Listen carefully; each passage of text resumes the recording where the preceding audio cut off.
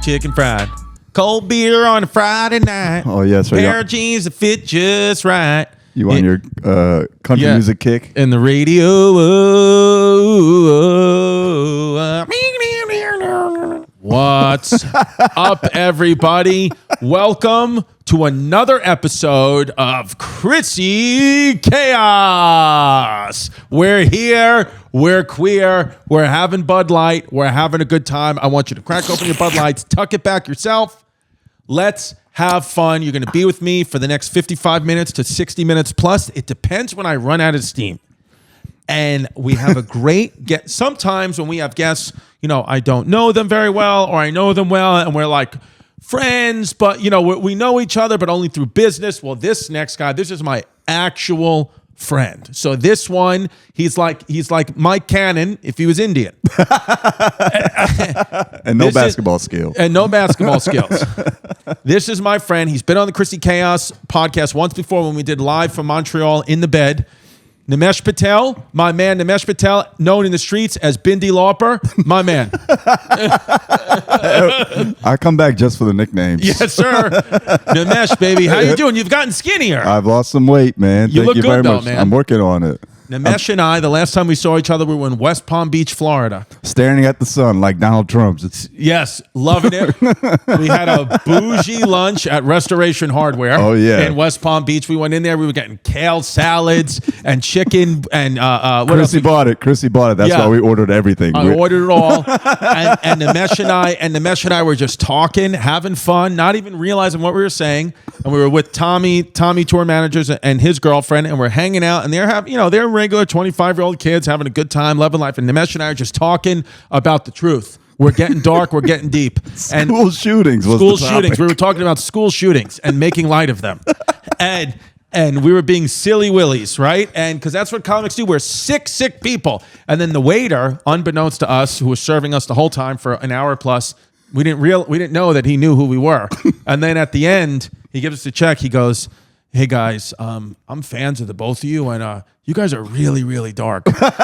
And he looked dejected and upset. He was like, "I didn't realize that you guys talk that way." I was like, "This is what it is being a comic, baby." You thought it was just on like jokes every minute of No. we're real people. Yeah, We we're real feel people things. that are going to make fun of the most. Here's what you need to know about comics, which I'm sure you do know if you're listening, but just to say it out loud.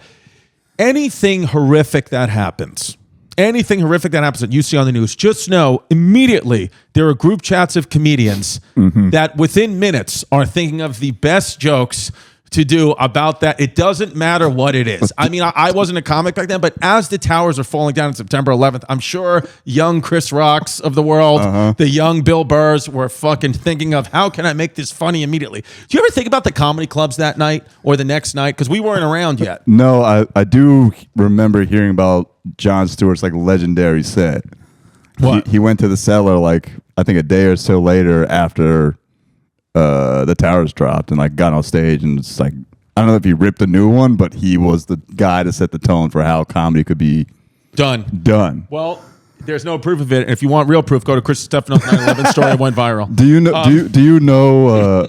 Is there a moment where you remember a joke that you had like right after something terrible happened? That you're like, oh shit, I can't say this, but I'm gonna say it anyway at some point. But let me tell my cousins first. I remember. I think I started when I first started doing comedy was right around the time of Casey Anthony, and I think I remember going up and bombing with some type of joke. I don't remember the exact wording of it. Was like something of like, you know, Casey Anthony. Like, you know, starring in the sequel to She's Just Not That Into You, or some She's Just Not That Into You joke about Casey Anthony. I remember it bombing hard, of course, at an open mic too, which it's funny. Like we as comedians we feel like we have the obligation and B the right, and C like we think we have the gravitas to talk about something like that. Remember like when there was a school shooting in Connecticut like 5 years ago, whatever, that big one in Newton, I think it was. Sandy Hook. That one? The one that it like changed everyone. You're like, what's that thing that happened on 9/11? What was it called? There's so many of them. Sandy Hook. Yes. Yeah. That one, I remember going on stage at Stand Up New York and trying to make a sarcastic remark about how callous we are about all this shit happening. And Right. I didn't have the skill to be that callous about it. And everyone was like, who the fuck is this check spot comedian trying to talk about school shootings? Yeah. I was like, people die every day. And they're like, oh my God. Yeah, no, I know. Well, that's the thing is like there is no kind of like there's no like test to become a comedian. There's no like certificate. Like anybody can just say you're a comedian. Yeah. So it's like I get what you're saying. It's like, why? So what? Because I call myself a comedian on my Twitter bio, that gives me the right to say horrific things and not get punished for it? Right. That's but now we've hit what my whole gripe with cancel culture is in general. It's like, yeah, sometimes you say some shit, there's consequences to your actions. Yeah. Like that. Well, that's what happens. It's not cancel culture. It's just a job. Yeah. HR is the world in our case. Right. I think if you say something now and you get canceled for it, it's like, whatever. The gripe I have is when people go back 15 years and they try to cancel some kid when he said something when he was 16, 17. Right. That's the issue I have. Like youth, because it's like, imagine we had access to online public platforms when I was a kid. Right. It would have, I mean, the shit we used to say, you had to say shit to survive on Bay Ridge and Staten Island. You know what I mean? We got to fight the Asians one way or the other. Yeah. I had to just fit in, even if I didn't believe it. You know, you better be out there with that flaming cross. Yes, sir. I'm kidding. This is going to get archived. Just kidding. That's a jokester. Casey Anthony, she's just not that into you. Did you see Casey Anthony keeps going to Disney World? Casey Anthony keeps going to Disney World. Keeps going Books viral. trip. Wow, to look at kids' toys. You know, it's interesting. When I watched this Casey Anthony documentary, She murdered her daughter. Yeah. Okay. Why is she? She's out? Well, because she got not guilty because they couldn't prove that she did it, because there is some speculation that she created that her father is the one who drowned the baby in the bathtub. Oh my God. And then Casey didn't report it for like 28, 30 days because she said that her boy, that's the before picture of me to the right, left of Casey Anthony. So she said that her father did it, and that she was scared because her father used to sexually abuse her. Did her father go to jail? Her father did not. I don't think that's her. I think that's her. I think that's her lawyer. I feel like I've passed many a Casey Anthony on the street. Like that's a regular looking white lady. Yeah. I got to be honest, I was never up on the Casey Anthony story. I remember hearing Casey Anthony did something to her bad, but it's like, why are we sensationalizing? Yeah, like I feel like Casey Anthony looks like Casey Anthony looks like a woman that I would wake up to a text to from Joe DeRosa to a picture for her, be like, hey, you think this chick's hot? Could she have HPV? I'm worried. That's such a specific thing that I'm sure that's happened. Sorry, Joe DeRosa. Joe DeRosa, baby. So yeah, dude. But okay, so let me ask you a question. I've been liking to have friends and comics on here lately, talking about things outside of comedy. First question? Mm-hmm. We've been saying that we're going to do Chris's Finance Corner on at patreon.com/ChRISSY Comedy, and I just continuously do it for free on YouTube because I'm bad at finance. But you can go to patreon.com/ChRISSY Comedy for hours and hours and hours worth of footage that you can only see there, and it's fun. And we're going to think of new, exciting ways to get that shit pumping. Although Nimesh Patel did say before the camera started rolling that why are we not okay with things not always getting better and things just being level? Why does that upset us? I just talking about like growth in general is the mentality that we have in capitalism and this I like capitalism. Let's clear that up before. He's not a commie. I've benefited from capitalism. I see the value in it, but what bothers me is that we're always chasing like growth. Like if Netflix had stopped chasing growth, like chasing subscriber growth, and instead like refocus some of the energy on making better content or not, or like whatever it is, they probably wouldn't be in the position they're in today. Right. Which is bleeding subscribers. Which is not giving me a special. Right. Also Second that. special. Yeah. Shout out Netflix and HBO for saying no again. Yes, bastards. That's why your special is on YouTube right now. It What's is it called? Lucky Lefty, or I lost my right nut and all I got was this stupid special. I love it. That's the whole title. And I love your promos for it have been like pictures of you as a kid being like, he knew. Yeah. I like it. This kid knew what was coming. I like it. Thank you very much. Man. But that's an interesting concept you bring up about growth. But like when is enough for you, right? Like I don't want to say how much money is enough for you, but that's effectively what I'm asking, right? It's right. like, at what point are you like, okay, I've hit the number where after this, like, I don't need to chase anything. I'm going to be happy with this number. Right. Because I think a lot of in general, our unhappiness comes from being like, I should be doing better. I should be doing more. And there's nothing wrong with that pursuit of doing better, but like, you got to be happy with where you're at too. So for me, I'll be open and honest about it. Mm-hmm. With growth, for me, the number is specific because I think about how I can live. We've been talking a lot about investing and investments and how the money that we're making now as young people, the people who are like under 40 out there, even if you're over 40, whatever, how you're making your money work for you now so you can live off it later. Yeah. So that's what I think about is that number for me is, and that's why, working hard. For me, it's like I would like to see because I got a bigger family, whatever. I would like to see get to a place, keep pumping, keep grinding, and some people may be like that can't happen, or some people be like that can happen in a year. What it doesn't matter because everything, life is minute to minute. But for me, it's $10 million. If I could get $10 million in investment accounts, because then you can live off. Yeah. Then it's just $250,000 a year off just the growth of it, and that's what you live off, and you don't have to worry about chasing. So I'm nowhere near that yet, but that's a goal that I have in my head because thinking about how just not letting like people who have money or whether you have money, it doesn't matter what the number you have. If you have money just sitting in a bank account each month that you don't need for bills in your way of life, if you don't have that somewhere working for you, then you're not going to really probably hit your goals. Yeah, and I hear what you're saying. To have the money working for you is one thing. What is your passive income? My goal, and I talk about this with my cousins all the time, is to have a passive income number of like 50 grand a month. Right. That's not what it is, but I'm saying like that number is what I would need to like never have to worry about anything again. And I want that to be being generated like not off of just like investment accounts, but like real estate, anything. Patreon or whatever the fuck it is. Just like passively coming in. Well, then you need to join a Patreon called patreon.com/aren'tyougarbage, and you will get that 50 grand a month easy. They're making a lot of money on Patreon. Bet they are. I bet they are. Kev, Hank is eating it.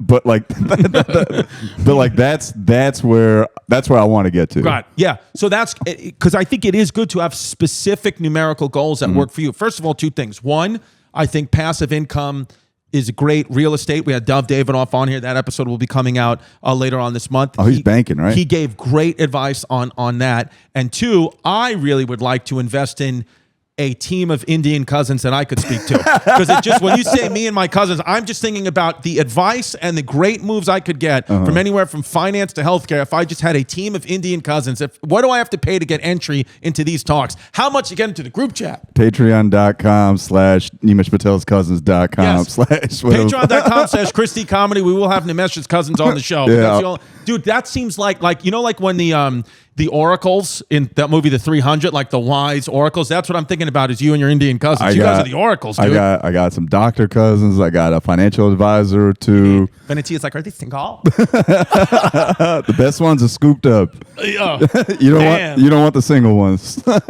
There's like a catch. Like if a Nimesh was single, like he's listen, he's single, but he's got one nut. Like there's all caveats, like this one, my other cousin's single, but he's got a big ass head. Man. Yeah. Giant drug addiction, cousin. So are you doing anything specific, not numbers wise, but investments or things that like, how are you and your wife thinking about your future financially? Well, right now we're in a spot where I'm getting working. A divorce.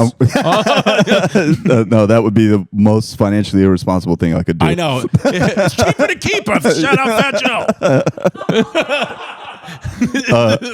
What's it called? Like, we're at a spot now where I'm working very hard and making decent money, but I'm not at a spot where I'm like, okay, let me see where I can put it to work. All right. Because I still have goals outside of the monetary things. Like I want to retire my parents and her parents. Like that's like beautiful. That's the goal. That's first goal. Yeah. Because they're old, and I'm like, I tell my dad like all the time, like, bro, why the fuck did you work so hard if you're not going to enjoy it now? And it's like you work so hard so your kids can be in some spot where they could take care of you. And I'm not saying I could retire them, but I could be like, take a day off of work, bro. Like, So your mom and dad still work? Mom and dad still And work. is that because they have to, or is that just them being Indian?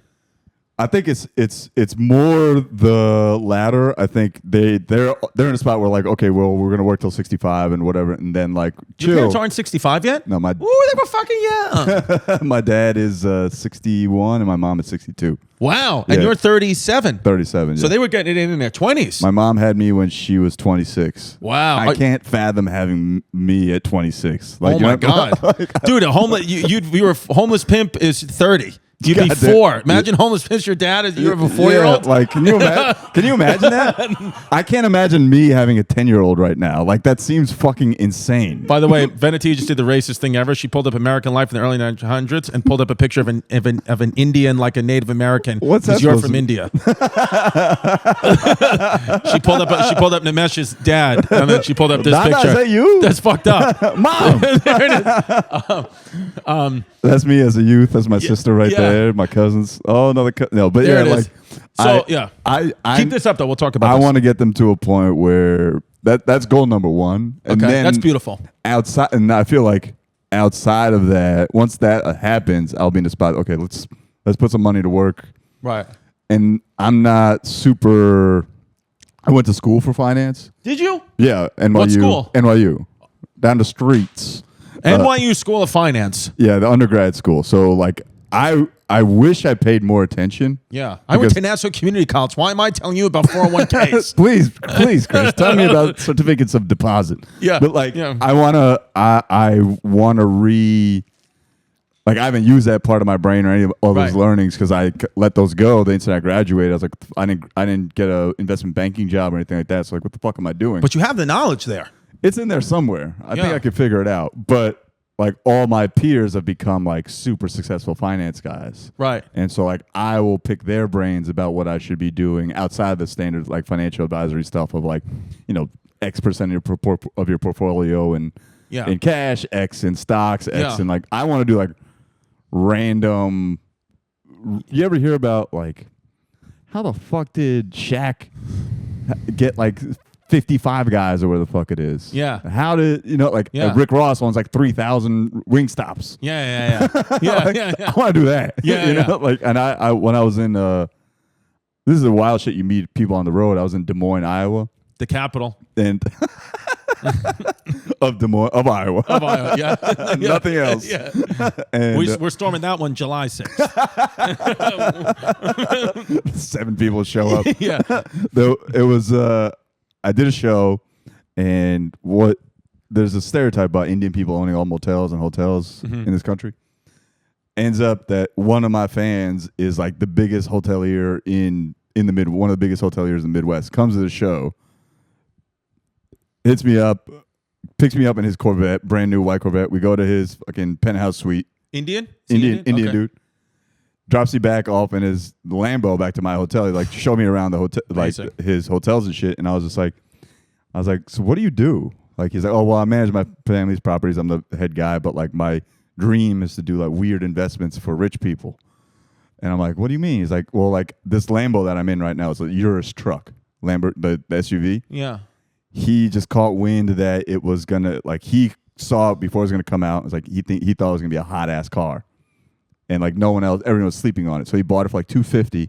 Instant it came out, it was worth like $310,000. So he flipped it, bought another one, and then that's the one he drives. Right. It's like, that's what I want to do for like rich people. Like, and that's the kind of esoteric investment shit that I want to get into at some point in my life. Right. Well, and the thing is though, because it is nepotism, right? Anything in life, it doesn't matter what you're doing. It's like who you know is how far you'll go in this life. So even you having a strong connection like that, like I think there's a lot of things with us. Like our network is really what's valuable. Yep. And people a lot of times don't realize how strong their network can be. Like if you have friends anywhere, if you just start asking questions, like there's decisions and things you can do right now that we just don't think about. Because the thing is it's not that I don't want to say it's not rocket science, because there are some things that are difficult with this, but there's a lot of things where it's just a lack of education that people just don't know. Like even simple things, like if you just start drinking, seltzer versus soda, you're just addicted to the carbonation. But if you save 200 calories with the seltzer, your brain will never know. Yeah, and the but sugar we just is don't fucking think to gone. do it. Right. Same thing with investing. It's like you could just take money from whatever account and put it into something that's getting more interest rates. If I moved, half of the money in my checking account into my savings account, I'd be making money on it. But I just keep it in my checking because I live in fear or whatever the fuck. Yeah, it is. right. It's a relationship with that. Yeah. But what about your wife? Does she do you guys think as a couple, like what your goals are, like financially, kids, like do you have a joint checking account? Like what do you do? We have the joint checking. We have, she's named on the business. She's named on your business. I believe so. That's cool. But she's a beneficiary if anything happens to me. She'll get the money. Yes, of course. Do you ever worry that she might put a hit on you? No, not at all. I'm quite killable, man. Our friend of the show, John A-Light, got an email that John A-Light is? No, he was John Gotti's hitman. Oh shit! Yeah. All right, listen, man. Yeah, I just got a text. Nimesh? I do worry. I do worry randomly if people come up to me like, "Are you Nimesh?" And then that's the last thing I fucking hear. Yeah, bang. yeah. Fuck. What would I say? What to? Because I've been saying some wild shit about some Indian people lately. But really, has it been getting you in any trouble? Because India does not fuck around. We had Veera Das on, and they will arrest your ass. the Indian people I talk shit about this group called BAPS. Okay, and what does that stand for? I could not tell you. It's a religious sect. Oh, okay. It's like- not a rapper or anything. No. It's worse. It's a religious group that has 10 million followers. Jesus. And like 2 summers ago, they got in trouble because they were allegedly using slave labor in their temples to build the temples in New Jersey. That's alleged. And I talked a bunch of shit, and all their followers the clip went viral, and all these supposedly peaceful Hindu people were in my DMs like, "Fuck you, motherfucker! We'll fucking kill you! Like, don't talk shit about us." And then a bunch of other people like, "Come to our temple. We'll show you that it's really nice." I'm like, "Nah, I ain't coming to your fucking temple." But every now and then, none of them are in America though, right? no, they're all Jersey, Florida. The BAPS people are in Jersey and yeah, Florida. it's fucking huge. Shit, Yeah, dude. I shouldn't have had you with me in West Palm. the temple was the temple was being built in Jersey. Oh, wow, okay. And so that's what caught my eye about it. I'm like, you guys are bringing all that Indian shit here, Yeah. slave labor and not paying these people allegedly, Right. And they got fucking heated. So every now and then I'm a little concerned that some BAPS motherfucker is gonna come swing on me or something, but Right. they don't eat meat. So Right. I'm not that concerned. Yeah. Chris, do you want to see we have the 6 Yes. most profitable decisions in business history? Here's the 6 most profitable decisions in business history. George Lucas taking $350,000 pay cut for Star Wars in exchange for rights. Very smart. What a wizard. How much you yield on that? Billions of dollars? Yeah, those are. See, here's the thing, though. Let me just be clear when we read these business decisions. These are amazing, and we should all look at these stuff. But you have to understand, a lot of these people, they're like the 1%. Yeah. Or they're the 1 in 100,000 that it worked for. So just really look at, like Warren Buffett says, Warren Buffett will not invest in a business unless he understands it inside and out. Yeah. So these, I want to be clear. With George Lucas, you got to be in a pretty privileged position to say no to $350,000. Yes. You know, Yeah, you got to have BAPS money. He wasn't broke on the streets. No. Keep your $350. Right. Hershey's Reese's Pieces.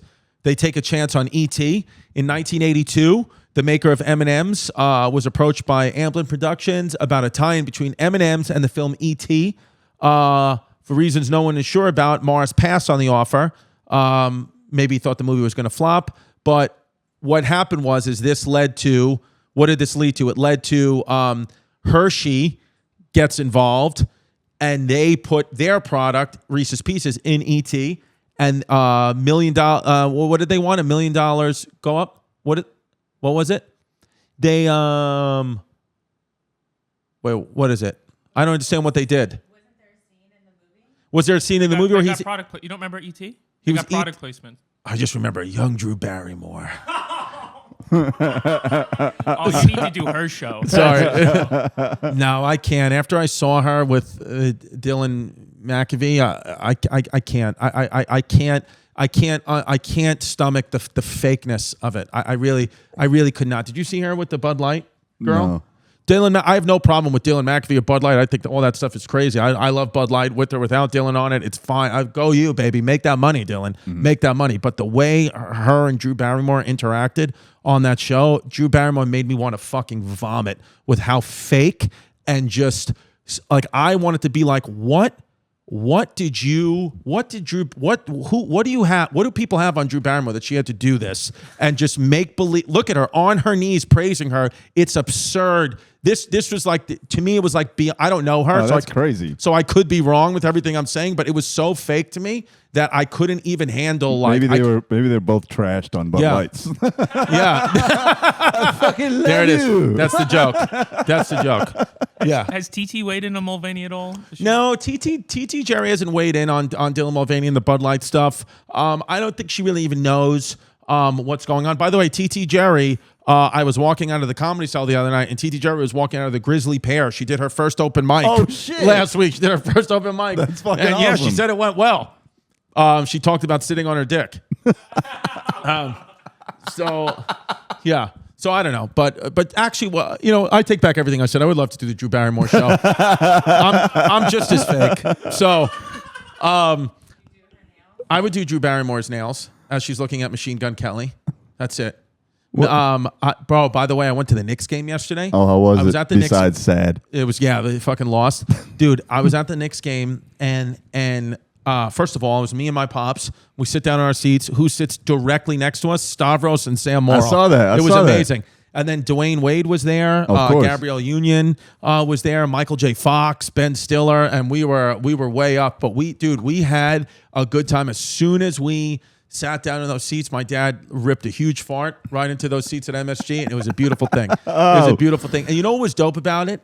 Is I forgot, because I've been usually get access. Oh, you have good seats, man. What are you talking about? No, but those are good seats. Those are great seats. Yeah. But I usually get access to, like, you know, you go to like the private club and you sit down courtside or very close. And I forgot, man, that all that is beautiful, and I feel privileged to be able to get access to that. But this time, because of the playoffs, obviously I'm not even close to an A-list, so the real celebrities got those seats that I usually get. Yeah. I got seats a bit higher up and no access to those clubs, but instead I was within like the fans You of want the to be in Garden. the people, man. But it's so much better to enjoy a game from there than it is the other way, because it's like these people really, really care. They're really invested in the team. The energy I felt at MSG yesterday, even though the Knicks lost, was so amazing. And by the time this episode comes out 2 weeks from now, the Knicks would have won the next 4 games and knocked out the Miami Heat, and I'd be playing the Boston Celtics. Knock on wood. Knock on wood. Do it. It's hollow. But it was awesome to go to the game with my pops. And you know what was so funny? It was pouring out yesterday, right? Like pouring rain. And my dad, you know, he's lost a ton of weight, but he's still, you know, he's a little bit older, walks a little slow. We had to walk 5 blocks to the car in the pouring rain, right? And we're both just getting soaked, like literally like we're out of the shower soaked. My dad's like, I think I have a fever. We get right to 1 foot before the parking garage. Like the parking garage, you know, where it's obviously underground and we're not going to get wet anymore, is right there. And my dad realized the whole time he was holding his umbrella in the right hand. Hey, that's He was like, look at this, Chris. I have the umbrella the whole time. That's the most New York fan shit ever in my life. We were just walking, getting soaked. Yeah, look at it. That's, by the way, that's the face of a guy who got caught with a minor. That literally, nobody. And those are his boys. Like, we know he could do it. Nobody makes that face that didn't just get caught with a youth. That's so funny. They sat right next to you. Dude, all of a sudden, we were down sitting there having a good time, and somebody gave me a noogie, which and it was Stavros. He was like, Chris. I was like, oh, shit.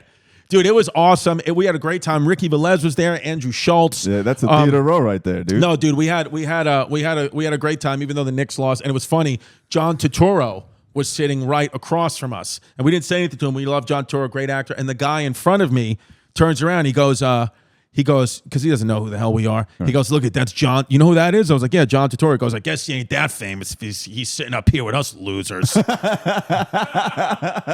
I was like, Radio City sold out, bitch. Yeah, you tell him, Chris. Shout out John Turturro. He's a guy who's very interesting, who's a phenomenal actor, that's a guy I should have asked to come on the podcast and got his information, but I pussed out. Again, I don't like doing that. I know, for me, it's like if it comes naturally, it comes, but I know I cost myself a lot of opportunity that way, but I'm okay costing myself the opportunity I think if way. it comes up organically, it's Yes. fine. I think if you're in a Knicks game situation, it's like, I'm not here to work, bro. I'm here to fucking watch my team get What am I going to do? Show you the stats? Yeah. Like, hey, look, we got decent YouTube revenue. Yeah, it doesn't matter, man. No. He knows anyone that's doing it, the podcast is doing it out of the goodness of their heart. They don't give a fuck about the numbers. Yeah, stupid. The Knicks fans are, just ruthless too, because I said Dwayne Wade was sitting there and somebody yelled out from rows up me and said, yo, Dwayne, your son loves Bud Light. That's fucked. Which is a pretty funny heckle. It's fucked up. That's fucking hilarious. I didn't know he left Florida. He's protesting Florida. Where does he live now? I don't know where he moved, but he's protesting Florida because Maybe his house is a good investment. It's because his kid is trans. Yeah, well, good. Listen, go live where you're comfortable. Yeah. Dwayne, Wade, wherever you and your kid are comfortable, that's where you should go. But where else are you going to go? I guess you could go. You're going to have to get out of the South, I'd imagine. Come northeast. I think New Cali. York. I can't imagine living anywhere but New York City. Right. To have the most. We're the most tolerant city, I would imagine. I could not give a fuck less about tolerance. I'm just talking about just living the life. Living right? life, man. I was Amy and I were talking about this the other day. Amy's your wife. Yes, it was just like, Not Amy Schumer. Yeah, we were just saying like That's my wife. if I were a rich man, if I were a rich athlete, Yes. they all live in Which, like, let's be clear, we're not. yes. Yes. They all live in like Cali. They all live in LA or Miami for whatever fucking reason. Yeah. I'm like, what? Why would you not live in New York as an Right. athlete? No one bothers you. Yeah. You have access to everything you want. Yeah. What space do you need? Right. If Yeah. you have money, you can just buy the space. Yeah, just buy the space. Yeah, no, it's true. It's true. And New York, I think, when you were a kid, let me ask you something. Did somebody read Everybody Poops by Taro Gomi to you? Let's just say many adults have forgotten the details of pooping anxiety. This is the type of anxiety that a lot of us suffer from. It's pooping anxiety. It's self-controlled constipation, nervous diarrhea, all these things. They mess with your day. Well, I got an answer for you. It's Seed. Seed is the answer, okay? Seed's DS-01 Daily Symbiotic supports healthy regularity, healthy motility, and ease of evacuation. There is also increasing research on the gut-brain axis, which Seed is currently researching in partnership with Axial Therapeutics. That is a big, big new cutting-edge research that the gut, they think even our thoughts and memories could be in the gut. And Seed is one of the companies at the forefront of figuring this stuff out. So go use them. It's skin health. It's gut health. Seed, it's just, if things improve in your gut, everything else gets better. Start a new healthy habit today. Visit seed.com/chaos and use the code chaos to redeem 25% off your first month of Seed's DS-01 Daily Symbiotic. That's seed.com/chaos. Use the code chaos. Happy pooping. ShipStation. I'm just going to flat out say it. If you're running a business and you're not using ShipStation, you're a stupid poopy head, okay?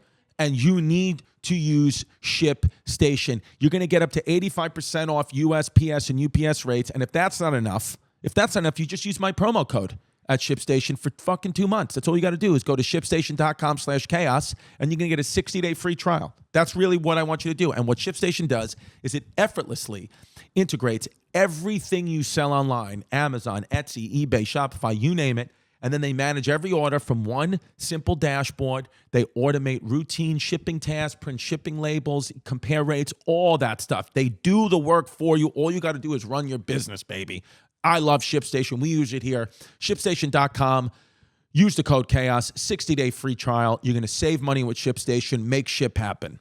And I talked about this on the podcast with Davidoff, which will be out in a couple of weeks, that space, actual space, is usually, for most families, not what you need. You have all the space. You don't do anything with it. So apartment living, like what these guys can do, big, real expensive apartment. That's like the best of both worlds. They get beautiful views, beautiful everything, and they don't have so much space to control. Yeah. Like even today, like my guy, I got a call today that, they're coming to open up my pool, which I'm thankful to have a pool and all that, and they're going to open it up, and it's nice. Summer's coming up, but I'm like, now it's like dangers with the kids. I got to worry. Now we got to install a fence because my little one can like walk. She couldn't walk last year. Now she can. It's like, why can't I just, when they're at the pool, it's like we're taking them to the pool, either a friend's pool or a public pool, and like that's our day with them in the pool, as opposed to now for the next 4 months, just a constant worry at all times. Right, you got to make sure that the fence is locked, all that kind of Yes, and I'm like, what am I? But again, you live and you learn, and I'm learning now, like, man, I didn't need all this space. I didn't need all this shit. It didn't actually make me any happier. It's not that it made me sadder, but it's given me more problems. I have more stress and more things to think about. So that's why, I've been getting heavy, into finance and investing, because I'm thinking like, how can I just live within my means without having to do all this work? Like, do you have an advisor?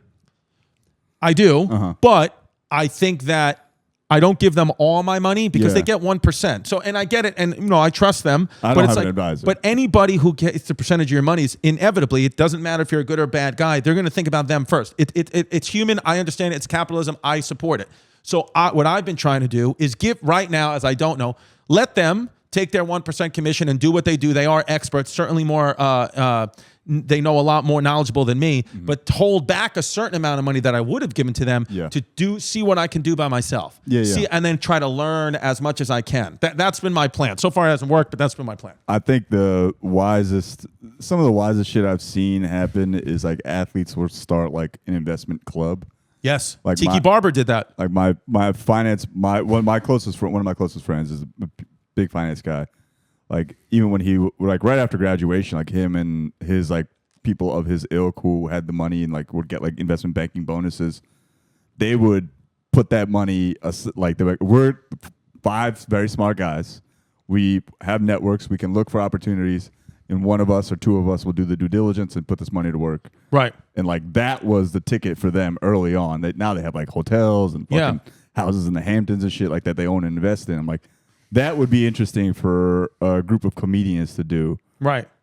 But big problem is like not everyone can put that kind of money to work immediately. Right. And B, it's like who's running it? Who's the? Well, you would have to get. It couldn't be one. It would have to be one comics advisor. Right. Like it would have to be somebody, or it would be better if a bunch of comics just got with the same advisor. And I like burped, but I was talking. That was a funny sound effect. I can't recreate it. Put that in the clip. No, we got it. That's the clip. Nope, I can't recreate it. Yeah. That was a good noise. That finance group would go sideways, though. No, amazing, right away. Now that's a laugh. Yeah. I know Stavros. We get Stavros, and he just wants to invest in Sergio Tacchini velour suits. Guys, I got a truck. That's the only way. But that's like, for that you would need not just like put it in stocks and bonds and all that kind of shit. But what I was talking about earlier, a person or people who would be like, oh, this restaurant is looking for investors. Right. Let's put 50 grand times 10 to work and own a restaurant or something. Have you guys visited Shane's Cafe in Mechanicsburg yet? No, but I would. But isn't it? Shane has a cafe. Shane, I think, and Gillis, all the workers have Down syndrome. I think so. It's like so is that like a non-profit type thing? Like, is that like being sponsored by the town? We have to ask him. It sounds cool. I would love to. Yeah, I would love to ask Shane about that. It's a good idea. Sandwiches. Yes. Yeah, I know. It's got a little drool on them, but whatever. Grill it. And it is beautiful. Better together. So this is opened already. This is it. Yeah, I think so. Yeah. And it's in Mechanic because that's where he's from. Yeah. See, that's a good. See, here's the benefit of things like that is when Shane obviously crushes it now. He's come to New York, made a name for himself, star, making great money. But when you go back to a place like Mechanicsburg, things don't cost that much, and you can just and you're the champion of the town. You'll get things. The advantage and disadvantage of being from New York is, yes, the advantage is, you start to get a mentality of like fight or flight, and we're very cutthroat and we go for what we want. All that stuff is great. But the disadvantage is we don't have those opportunities. Things cost a lot more here. Your network of people typically is actually a bit smaller, then it's because there's just so many people here that like you actually know less people being from New York than these towns. He knows 100% of the people in his town. I know 5% of the people on my block. If you could, you know, those are the ones that let you talk to them. Exactly. If you could open Republicans, if you could, if you could open anything, if you could open anything as a business, what would it be? Okay, if I could open up anything. So for me, the restaurant business and those types of things don't interest me because I don't really know anything about it. Anytime I'm in a restaurant, I cannot imagine, I can't even begin to fathom how hard this work is, how everybody's weekend and holidays is when you have to work the hardest. And I don't want that at all.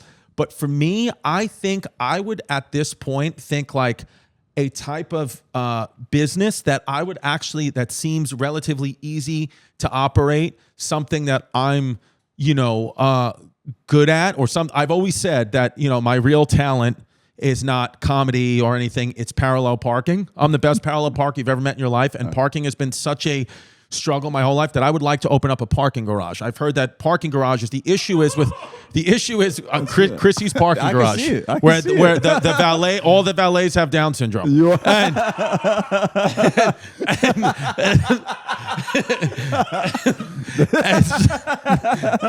So we're tagging on what Shane does, and this is Chrissy's parking garage, and that's what we're gonna do. We're gonna give the handicap a chance here. And it's just all handicap parking. All handicap, yeah. So, but the problem is getting in. I would like to get in. I would like to get involved in a parking garage. But two problems that I've heard is, one, honestly, the biggest thing is obviously there's no real estate in New York for that to happen. So if you can get your hands on it, you're going to probably be outbid by somebody who can have, you know, the $30 million in all cash. You're not going to get a commercial loan for that. And a lot of it is organized crime related, Chinese, Russia, Italian, all that.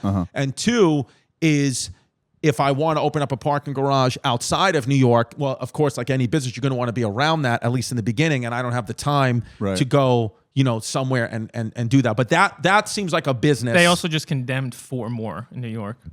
What? The parking garage. Oh, you see the one collapsed near me downtown? Oh, that's right. That's right. So you need a lot of insurance on these. Yeah. Yes. It's gonna be tough. I always wonder, like, they don't seem that well infrastructured. And then one of the attendants in the one that fell down went on the news and said they had me laying cement for a column that was holding everything up, that was falling apart for 10 years. Yeah, and he's not a cement worker. And they had infractions they didn't even fix anything since 1972. That's fucking really crazy. They haven't fixed one damn thing since 1972. So that's pretty good though. Right, but I think 40 years. Yeah, actually, that's pretty strong. Yeah, it held up. Yeah. I think like anything though, like, you know, you start off small. I think if anybody wants like results right away in anything, your body, your investments, and it's not going to happen. And that's usually when you go into like a quicksand trap. You're going to have to just let it go slowly. But like what your boy does, you take these investments that are doing well and you take the money out of those to go with more investors. You try to spend a little of your own money as possible. Let's do a show. Yes. You know, like The Prophet? Yes. You ever watch The Prophet with Marcus Lemonis? Yes. Like that, but comics kicking cans of like potential investment opportunities. Yeah. Like we could start it with like, we go to a trade show. You ever been like a franchise trade show? No. So you know what they are. Yeah. Like in Long Island, they have them. In Jersey, they have them where like new franchise opportunities pop up, and like you go talk to the people who have like a business, like, yo, what is this? And we find one that we like, evaluate them, and then I'm sorry, it's this guy. You never seen this? This show is fucking. This is better than Shark Tank, I think. Oh, got it. I thought it was a show about Islam. 5 times a day it comes on. Yeah. Every time this show came on, I would get my rug out, and I feel like such an idiot. No, this guy like Marcus Lemonis, who's an investor, will give money to a business and then like help turn it around and help like figure out what's wrong with it and then fix it and then make money on it. Yeah. I think like a tangent of that show, like a Shark Tank meets The Prophet kind of thing. It's like 5 comics. We go. We've all decided we're gonna pool our money together. Yeah. We've got $200,000 or whatever it is together. Right. We're gonna try to find one business to put our money in, and then we just kick the can, figure out, oh, this is a cool business. Our marketing abilities, like my fan base, your fan base, will generate traffic for that business, but only if it's good. And therefore, it's like if you go on Shark Tank, it's automatic like 20% bump in your business. Right. If you're still around when they say yes or no. Right. it would be like that. We'd be doing that for a business that we invested in. So I like it.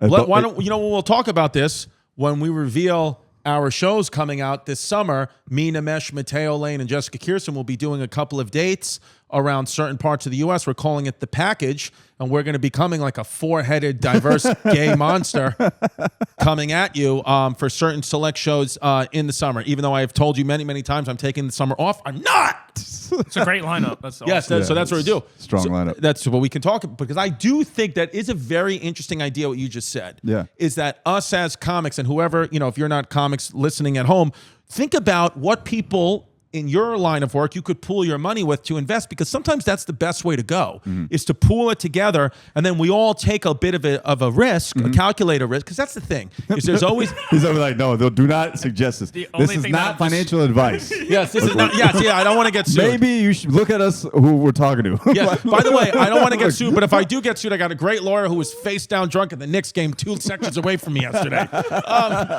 So that guy's a drowning all fucking the menace. all the lawsuits that are coming your way. Yeah. But that is because I think anything with investing is going to be risky, but it's about calculated risk. How calculated of a risk is always the answer. Yeah, and to me, It's like having unprotected sex. It's like, does she look clean? is it worth the baby that's going to come Yeah. out? Is it right? Yeah, she has a couple of scars on her abdomen. She may not even have a uterus. Who knows? Calculated risk. Yes.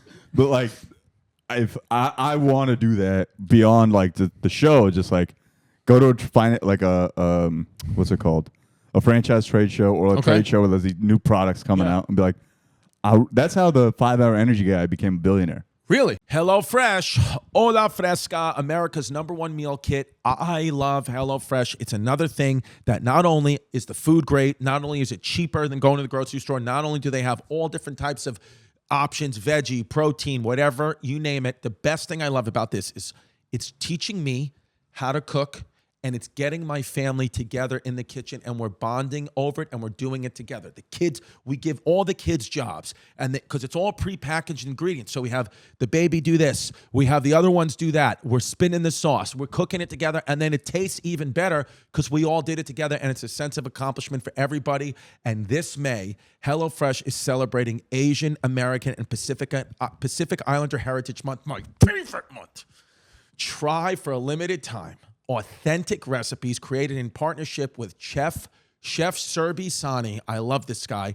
He is a great chef, and we're celebrating the Asian Pacific. I'm actually going to do what we're going to do is my family and we're going to make one of these meals, and we're going to eat it, and we're going to use chopsticks. That's what I want to do, because that's the way you should do it. Okay? They look at you funny when you go into an Asian restaurant and you use a fork. You got to use chopsticks, even if you don't have hands. You got to use your feet. Use your teeth, okay? All you got to do right now is go to HelloFresh.com/chaos16 and use the code chaos16 for 16 free meals plus free shipping. Did you just hear what I just said? HelloFresh.com/chaos16. Use the code chaos16. 16 free meals plus free shipping. America's #1 meal kit, HelloFresh. He was a chemist, and he went to a trade show in Vegas or something. Okay. And was like, oh, this is a really good, interesting product. And his genius was figuring out how to market it. Indian guy. That's why I know the story. Wow. Because he realized that it was the point of sale right where people are right about to leave. That's where you want that product to be. 5 Hour Energy, easy name. Truckers bought that shit up, all fucking swore by it. And that's how it became this fucking $1 billion product. Wow. But he went to a trade show and was like, oh, this is a great thing. And I know how to market this. I love that. You guys should run a marketing company. The commercials that would come out of your brains would be that is way a good. more Yeah, we valuable. should. Yeah, like we're a marketing business. Yeah. You give us. We gotta produce some hits. But I think we can do it Easily. Interesting. Yeah, I think. See, that's the one of the biggest pitfalls of people who want to put their money to work is that they try to chase the dream versus realizing what their skill set is at and how they could easily just take what they're doing already and spin that off into a business entity. Right. Like I want to open like chicken restaurants. Right. But I don't know nothing about chicken. That's my dream. But like, you do know how to market. But I do not like, hey, mom, dad, like if you have a chicken restaurant, I know how to make the commercial for that chicken restaurant because I Right. make commercials for myself all the time. Right. Yeah, I mean, shout out Bonnie McFarlane. I feel like that's what she does exactly. Yeah. Yeah. Chicken restaurants? Great commercials. Oh, okay. Great commercials. I'm wearing her glasses. Yeah, you are wearing I'm the her real glasses. Bonnie McFarlane. You are wearing. This is Bonnie McFarlane after one Bud Light. All right, guys, we have a really interesting new section of the show that I'm really excited about. I've been wanting to do this for a long time.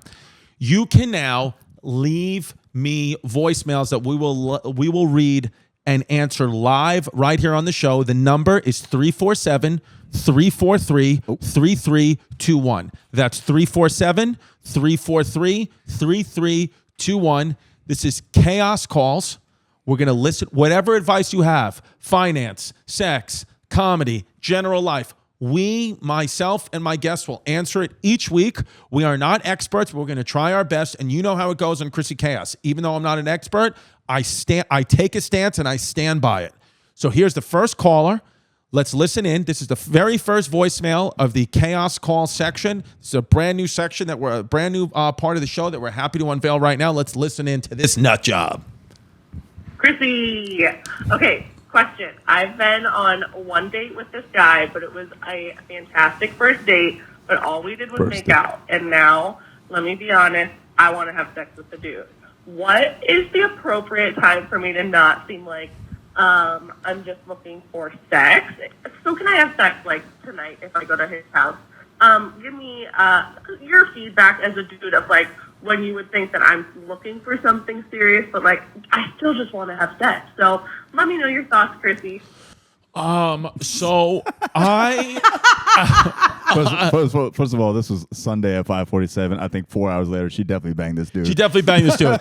Yeah, I would say, This dude's been especially banged. you, not that I see gender, but I think you, as the traditional female, really dictate the relationship sexually. Mm-hmm. So if you want to have sex, literally all you have to do is start open mouth tongue kissing him and grab his scrotal. Just grab his dick and balls, and then I think that you'll be having sex the way you want to very quickly, and then it's up to you. I don't think that a female has to tiptoe around this. I think a male does probably more, but a female, you can have sex, right? Immediately. Yes. Like, I'm surprised you decided to leave a voicemail. In that time, you could have gone and just banged the dude and, Yeah. you know, like, Yeah. just- But she's asking what is the advice of how to approach sex where she gets hers and she also has a long-term relationship. She with wants the to have guy. sex with him and also be his girlfriend. Correct. leave that open as a potential thing, but not give away, not make it seem like she just wants to bang, but she does just want to bang. But Right. also leave open the possibility that maybe this could be something serious. Because I think guys are like, oh, the instant she bangs immediately, it's like she just wants to bang. Great, that's all I want to do. That's all I want to do. Yeah, I think too. What I would do is sexually, if you guys haven't had sex already, or maybe you have by the time we read this out, Third is time. give them. As I would go, I would not go with all your tricks. I would give him a nice showing. I would give him 70%. No but thumb in the butt. Yeah, No I thumb wouldn't in do the butt any of just that. yet. I wouldn't double barrel suck his. I wouldn't do it like a porn star yet. Even though I know you have that in you, I would not do that just yet. I wouldn't bring out the OnlyFans open asshole. I wouldn't do any of that. But I would have good sex with him to make him want more, and then slowly. Every week that he's, shows you more of the kind of, long-term boyfriend he can be, then the more sex acts you give him, and then it kind of at the end, by the time you guys are actually in an official relationship, that's when you strap on the dildo and fuck him in the ass. Then you were officially a couple. A couple. All right. So hopefully that answered your question. Just do you, baby. Remember, you're in charge. And do him too. And do him, yeah. Chris Olympia? Huh? But since you're doing it, what is your... Oh, sorry. Oh, okay. Chris, I left you a message. You're insane for doing this. But since you're doing it, what is your favorite era of history? Ooh. And here's a strange question. What do you think is the weirdest part of modern day history? Like, what do we do right now that is just completely bonkers? All right, Chrissy. Hope to hear from you. Bye. All right. So I would say my favorite era of history, I've said this on the show before, is colonial America. Because we weren't allowed to talk. Yes. Yes. The only one that could talk in this room is homeless pimp and I. Yeah, people were winning. This is Yes. you get to walk around like that. I like colonial America. George Washington, so I call him Donald Trump 1.0. And so I like that era personally. It's just, I like the people. I like to think about the people. I think I like it too because you can almost feel it at certain parts, especially being from the Northeast, New York, Boston, Philly. Like you can see structures up that were still there. You can, sit in the chairs that they sat in. I like that. And I like just the beginning of a country, like that new energy. As far as modern day history, what are we doing today that I think is absolutely bonkers? What are we doing today? I think skyscrapers are crazy. You think so? You think building up is nuts? I think when I think back to history and like how beautiful architecture was, even like 50 years ago. I mean, I think we went through like a cubist. I forget what era it was when everything became like really blocky and stuff. But a lot of the federal buildings in America are fucking beautiful. Right. The ones that were made in like the 1800s, mid 1800s, like those are insane. Like you look at. And like even like early 70s New York buildings, 60s New York buildings, and like brownstones and stuff, they were so fantastic and so like well designed. Now it's just like like faceless glass tower, right. No character whatsoever. And I don't think that's bonkers. It just annoys me. It annoys you, Yeah, I think something. I mean, honestly, the way that it's going, it just feels like in 100 years from now. As crazy as when we look back and be like, dude, remember when they had a water fountain for white people and a water fountain for black people? Like how crazy that was? That might be bathrooms. When we're like, remember 100 years ago when they had a bathroom for boys and a bathroom for girls when they like separated each other by gender? Mm-hmm. That was nuts. I think that there's a real chance. I know that racism and this are different tonalities, but I think like that's an honest chance for 100 years them to be like, remember when they used to do that? It's possible. I think the whole bathroom thing is like, like you can keep trans people out, but I'm gonna be there. All right, I'll be looking at dicks and trying to harass you constantly. Yeah. All right, you keep them out. I'll be there. But like on top of that, it's like the idea of having separate bathrooms at all is kind of crazy. It's like I think the best bathrooms I ever went to are just like all gender. Right. It's just stalls everywhere. There's no urinals or anything. I think that's what it'll be. Everything will go kind of like Swedish. Yeah. Why the fuck not? Don't you think anything that happened during the pandemic will be viewed as insanity when everyone lost their minds? I mean, even like look at us now, like the vaccine mandates, the masks, all that. Like, imagine somebody coming out and saying that now, it would never work. You would never be able to do that again. We're done. There was or just NFTs. What the fuck? NFTs, that digital currency. I mean, there's still money involved in that, but the idea of buying that, make a note that I have to get my money out of that. But I agree. Yeah, there's a craziness to that. It's interesting. I think allowing artificial intelligence to go where it's going to go is kind of crazy. I mean, it's unstoppable. Yes, that's a good point. But it is fucking bonkers what's about to happen in the next 20 years. Yeah, and for me, the scariest part is, again, not being a conspiracy theorist, just like trying to pay somewhat attention. It feels like if ChatGPT and the AI stuff is out to the public now, it has to have been out for 15 years behind government walls, that the advancements they have, what we're about to see in the next 15 to 20 years is probably mind-blowing. Yeah. That's why when we say UFOs and when they're kind of teetering with UFOs, I don't think for a second it's anything from another planet. I think that it's all human government technology that they're just trying to get us comfortable with when they unveil it. When you hear that aliens are real, I really believe what they might have, the society believe it, but it's really the governments.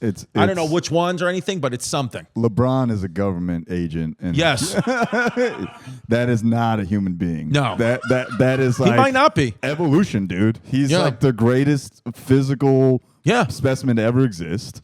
And I think it's clear that anytime you hear someone say, "Oh, I think LeBron's like too whiny of a player, I can't like him," I'm like, "Oh, you're just racist. Yes. You don't like what the next greatest thing is." Can you delete that tweet of mine from 2018? You think LeBron's a whiny little bitch? I think LeBron's like the fucking. I mean, I'm a Kobe guy. Right. Jordan, Kobe, then LeBron. But Yeah. like, it's almost it's impossible to be like, man, Yeah, I respect LeBron. what the fuck is that guy I like doing? Steph Curry too a lot. I think, but I know You saw different last type of night's game. Last night's game was fucking. Steph Curry's crazy. Crazy, and he does everything with half his mouthpiece out of his mouth. Just He's just laughing, just smiling at the free throw. like he's not even trying. Yeah. But there's a beauty to that of expending less energy. Homeless Pimp works a lot with Nate Bargatze, and we talk about how successful Nate Bargatze has been in this comedy career with expending very little energy and kind of just doing what he wants. That's how Steph Curry's the Nate Bargatze of comedy, of basketball.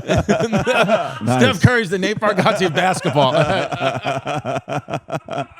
Nate's gonna be so happy to hear that. Yes. All right, here we go. Let's get to a couple of more voicemails. Chrissy, this is Graham from Boston. Saw you at the Boston show. It was great. All right, I think I got a good fuck, marry, kill for you right now. Ooh. With Casey Anthony going to Disney World and all, I need to know. Fuck, marry, kill.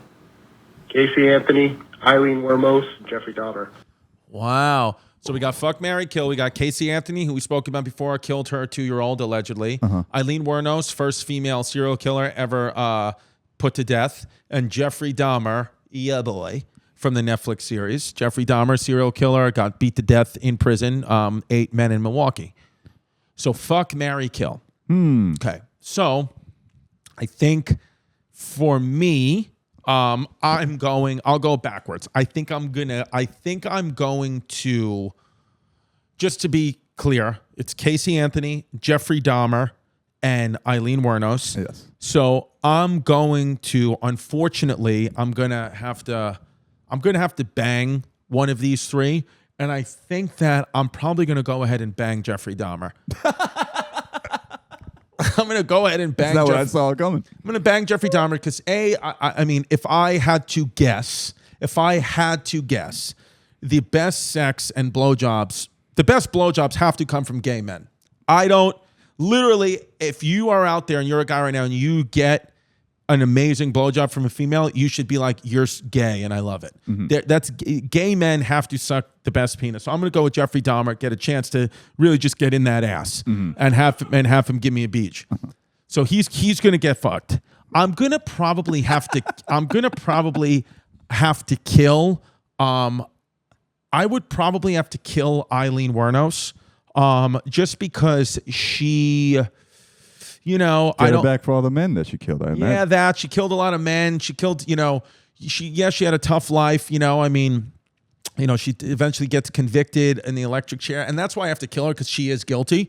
Eileen Wuornos is guilty. She was convicted by the highest court in the United States.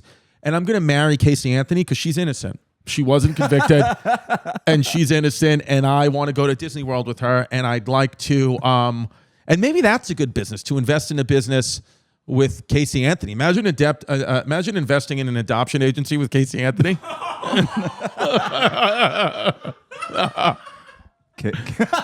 Casey and Chris, babies for all of us. Babies for all of us.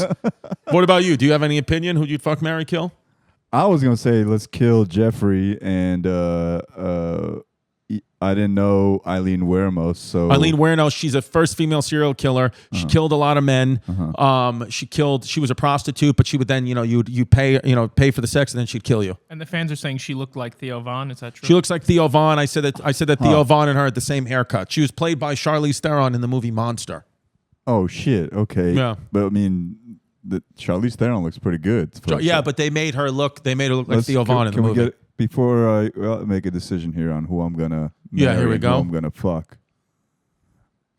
Here we go. I think I would probably. Oh yeah, okay. Now what are we thinking?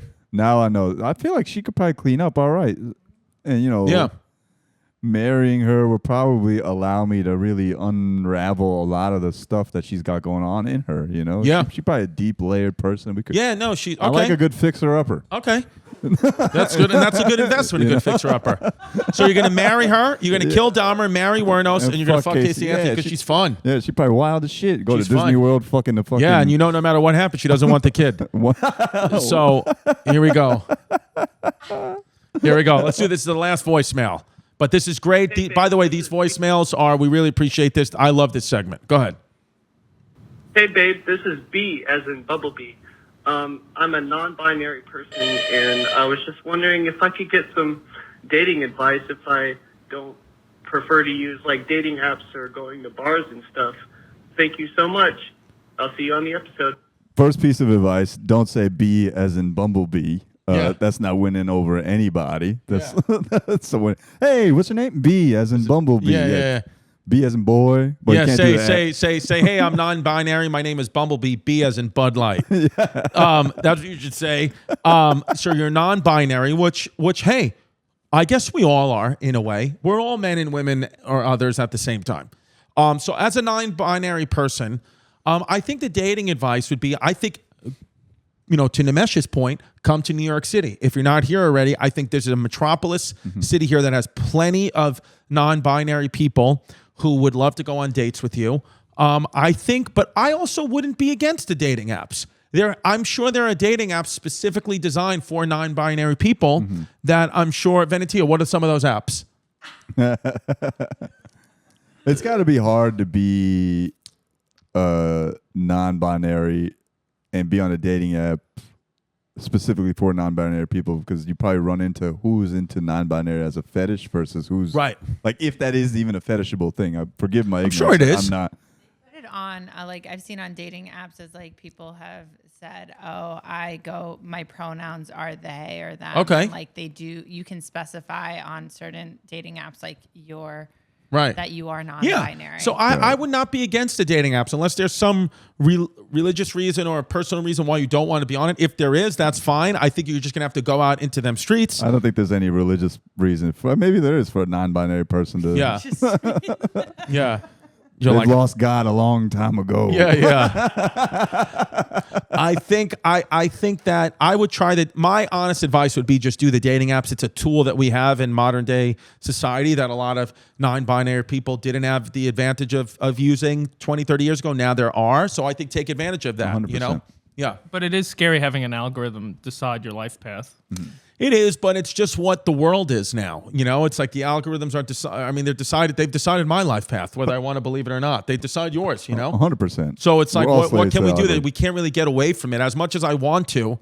It's like George Washington said, you accept reality as it is, not as you wish it would be. He said that? He did. Well, that's what Benjamin Franklin said, why he was a great general, that it's because he just knew.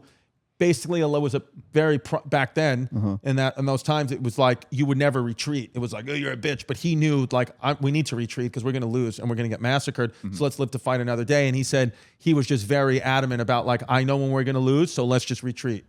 He's just a coward. Where a lot of people would, I know, he's just a big pussy, you fucking non-binary pussy. I think the best piece of advice for this non-binary person, Bumblebee, would just Bumblebee. Just go to bars. What would you say to someone who's not non-binary? That's the thing is I think in this world, and again, I'm not non-binary, at least not right now, and I think that you don't really even have to say all that about you. There's plenty of open enough people that, like, the right person, like, why even just start talking to them? And if there's a spark and a connection, go for it. Yeah, if you find someone attractive or you think someone finds you attractive, hey, what's going on? Can I buy you a drink? No, go for it. Yeah, that's it. I think it's the same. And then, when your pants are about to come off. That's right. Listen. Yeah. I'm non-binary. Yeah, that's what it is. Yeah, this isn't attached to anything. Yeah. So that's it, baby. 347-343-3321. That's how you get advice on the CHRISSY Chaos calls. Our brand new segment, 347-343-3321. Go to patreon.com/CHRISSY Comedy. Let us know if you like this. There's a bunch of content over there. We totally appreciate all of it. I got a bunch of dates, CHRISSYComedy.com. Check him out. The big one, Radio City, sold out September 22nd. We added the Hulu Theater in Madison Square Garden September 23rd. Nimesh, where can people see you? My new special, Lucky Lefty, is on YouTube right now. Please go watch it. It's called Lucky Lefty, or I Lost My Right Nut, and all I got was this stupid special. And then I'll be back on tour starting in June, doing clubs in the summer. And then you got a big New York City announcement coming up soon, too, right? Yes, I do. I'll announce it quietly right here. Theater at Madison Square Garden, December 30th. Just trying to be like Chris over here. That's it, baby. Yes, sir. That's it. We're both doing it, and I think Sam Morrill's going to do it, too. We all doing it, man. We're all doing it, baby. Yes, sir. Y'all already know. Yes. Yes, Find that's Nimesh it. Find Nimesh, and then if any guys out there who are his fans or friends or have any access into that Indian cousin circle, please let me know. Write that number right there at patreon.com/CHRISSY Comedy. We'll keep it all private, but I do need entrance into that group chat. Stay gay, everyone. Have fun.